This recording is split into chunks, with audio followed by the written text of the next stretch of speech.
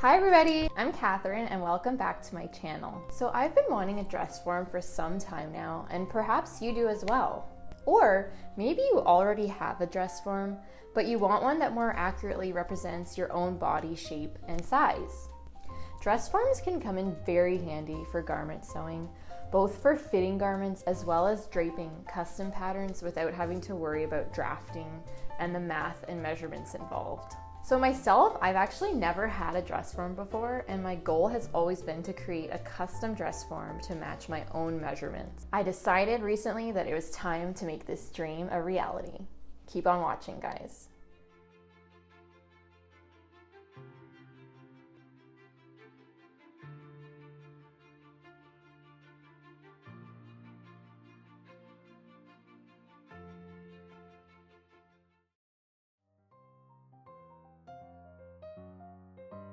I ordered my pattern from a website called Bootstrap Fashion, which I'll link below. It specializes in creating custom patterns for your own measurements, and one of their most popular patterns is for a DIY dress form.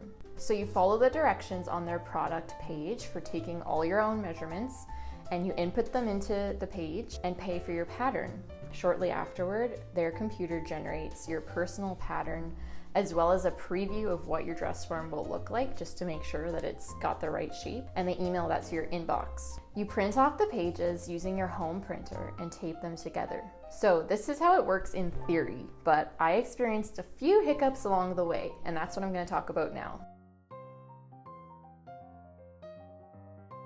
So first of all, I'll briefly mention my own measurements process. I'm about 6 months postpartum, and my body is still in a state of transition.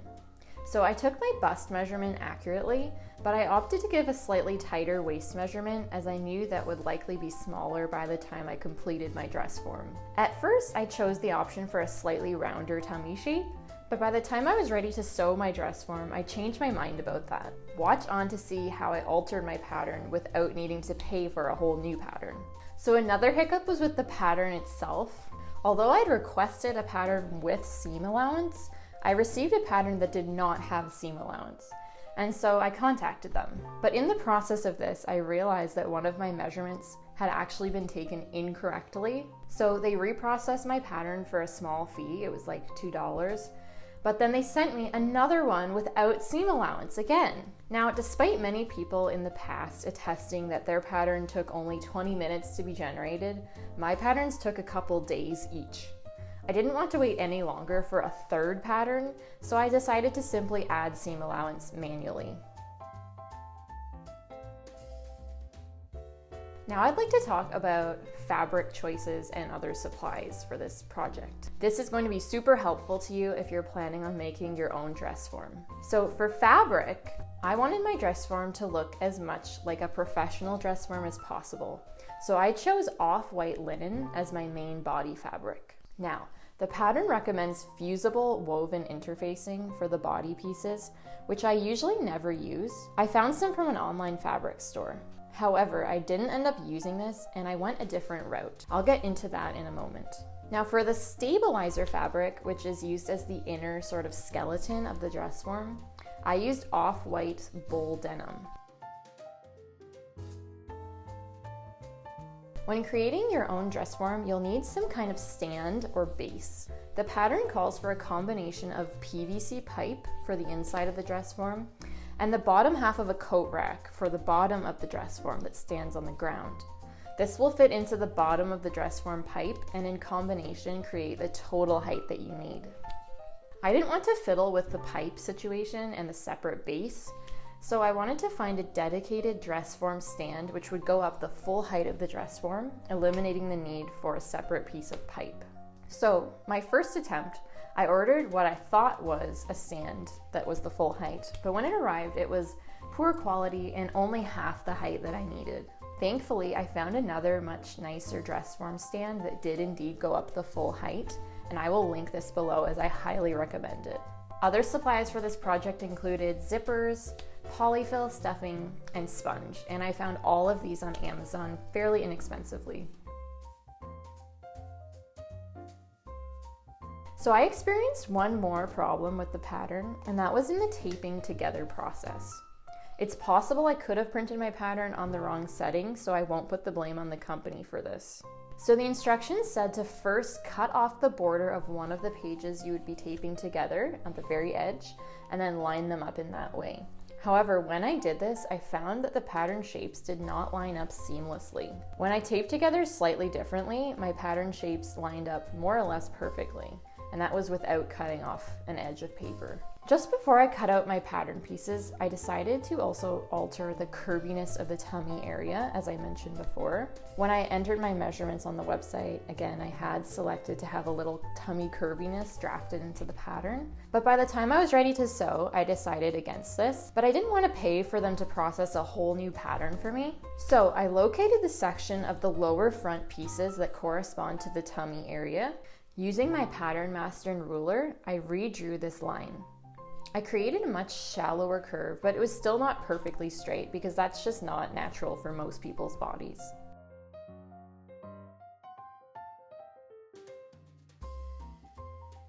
I laid out my washed and pressed linen fabric on the cutting table, and one by one I traced out the pattern pieces along with the notch markings. The fabric was folded in half so that each tracing would yield 2 mirror image panels. I then used my pattern master to add a 1 centimeter seam allowance for each piece. This done, I cut out all of the pieces. I used the same method to cut the pieces out of the stabilizer fabric. I also cut out my base and armhole cover pieces out of cardboard from an old box.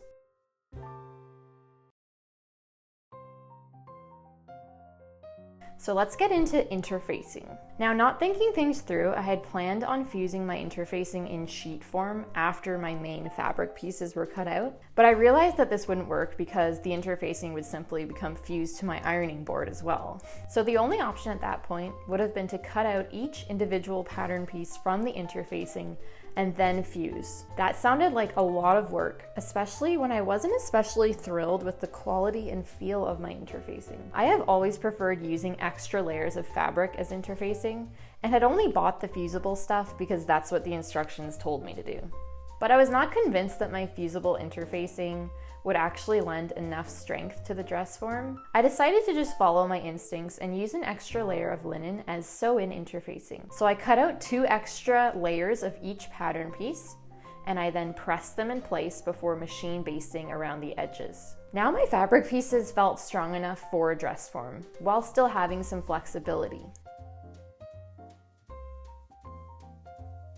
The first point about stitching is that I added a tad bit more negative ease than was already included in the pattern. Now they do draft negative ease into the pattern to allow for the fabric stretching a bit when it's stuffed. But based on other people's experiences of their dress forms turning out a little too large, I opted to stitch my seams with 4/8 of an inch seam allowance rather than 3/8 of an inch seam allowance. So I followed the pattern directions and I began with attaching the center back and side back panels. I first pinned them, matching the notches, and then I machine stitched. I then followed these same steps with the lower center front and side front panels.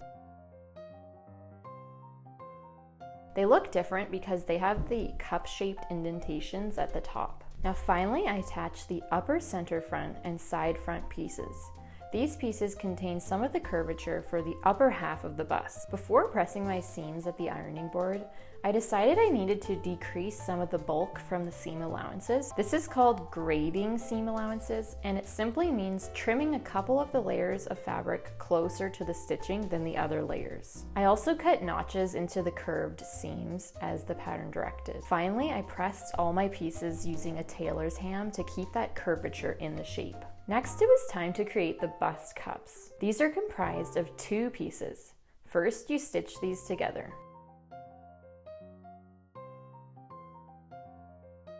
For this seam, instead of grading the seam allowances, I just trimmed them all very close to the stitching. After pressing over a tailor's ham, they were ready to be attached to the cup-shaped opening in the front panels. Lining up the center seam, I pinned and then basted the cups in place. Basting is a good idea because this seam has such a steep curve that it would be easy to make a mistake if you just went straight to the sewing machine. Then I machine stitched in place,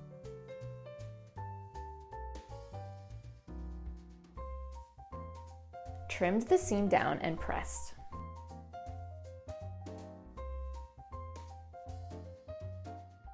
It was time to attach the upper and lower front sections to each other, lining up that center princess seam.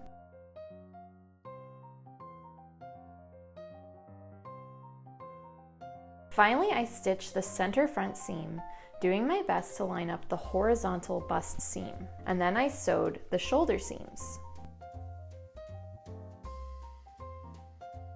So it's time to make a neck. The neck was comprised of what looked like a very tall, straight collar, which I sewed directly into the neck hole before having closed the center back seam. Now it was time to add the neck hole cover. I pinned this in place, then machine stitched. Needless to say, this was a very tricky, very curved seam because it's just a complete circle.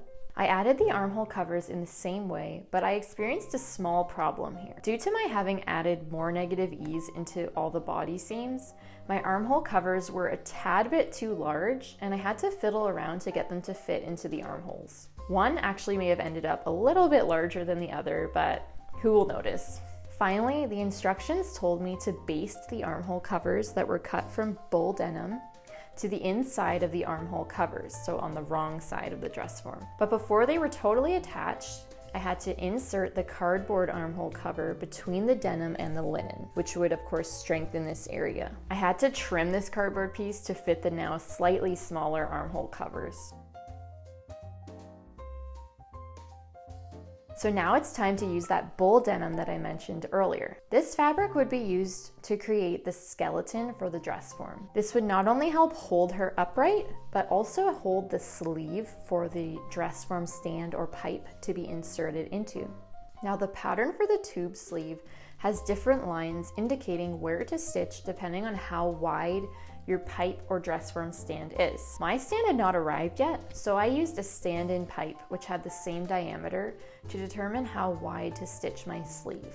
But at that point, I made a big mistake. My mistake was that I trimmed off the remainder of the fabric in the sleeve, but for a small seam allowance. That was a big no-no.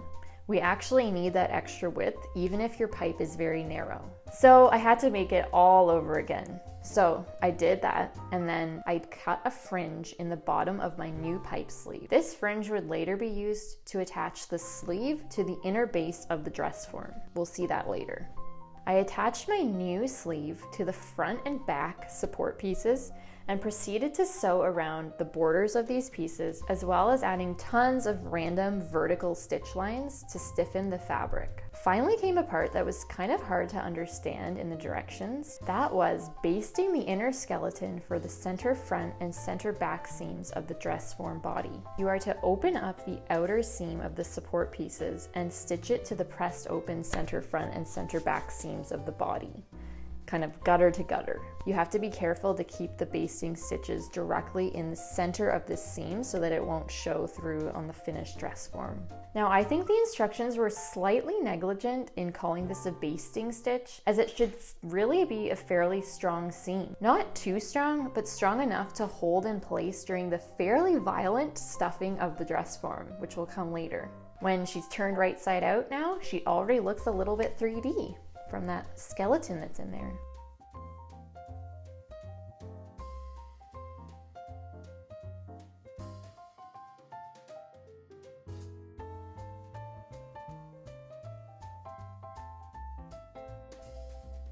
It's time to create a zipper base for our dress form. There are 4 base pieces, 2 for each half. So the first step is stitching these together along that center seam, including that semicircle opening in the middle. This will create a nice finished edge for our zipper to be placed into. So next, I basted my zippers in place, leaving the excess length hanging from the outer edges of the base. Finally, I stitched the oval zipper base to the bottom of my dress form.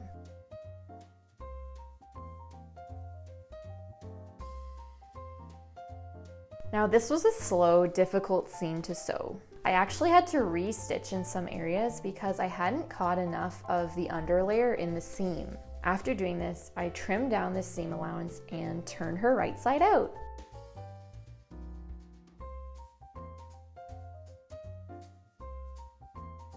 So now it's time for stuffing her, the most exciting part. The stuffing was way more difficult than I expected. It actually takes a lot of finesse to avoid lumps while not stuffing her to be too large, which was definitely my tendency.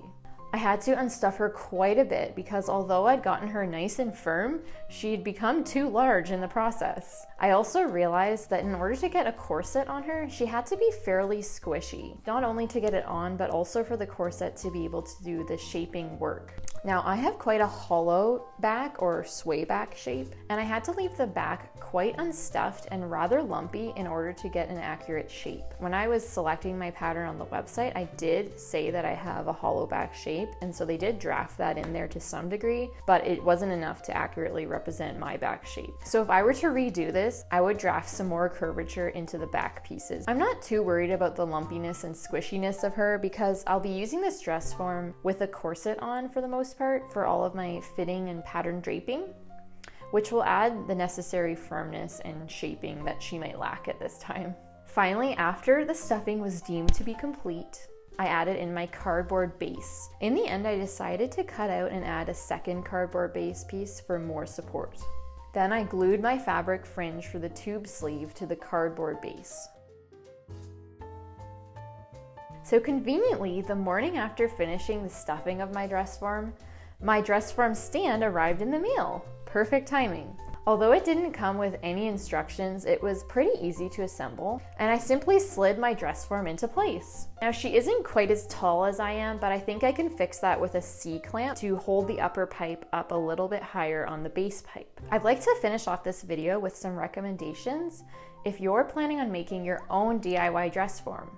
If you want your dress form to be firmer or are planning on using it without a corset on, and therefore you would want it to be firmer, either sew it up with a slightly larger seam allowance than the pattern provides, or when entering your measurements on their website, consider giving them measurements that are actually 1 to 2 centimeters smaller than your real measurements. This should give you enough negative ease to be able to stuff your dress form firmly without allowing it to stretch too large. I would also recommend using sew-in interfacing as opposed to the fusible stuff, or doubling up on the fabric you're using for the body rather than using the fusible interfacing, since that could be too lightweight and allow your dress form to stretch more when stuffing. Okay everybody, I really hope you found this video helpful. And if it wasn't clear already, I did just want to say that I definitely recommend the Bootstrap Fashion's dress form pattern, and apart from a few hiccups that I experienced, it really is a great concept and a great idea. It's wonderfully put together. The directions are easy to follow for the most part, and they tell you all the supplies you need. And it's really, I think, one of the most approachable ways of creating your own custom dress form. If you have any questions or comments, please leave them below or contact me. And check out the accompanying blog post, which will be linked in the description. Don't forget to subscribe to my YouTube channel for more sewing and history-bounding videos. See you all soon. Bye.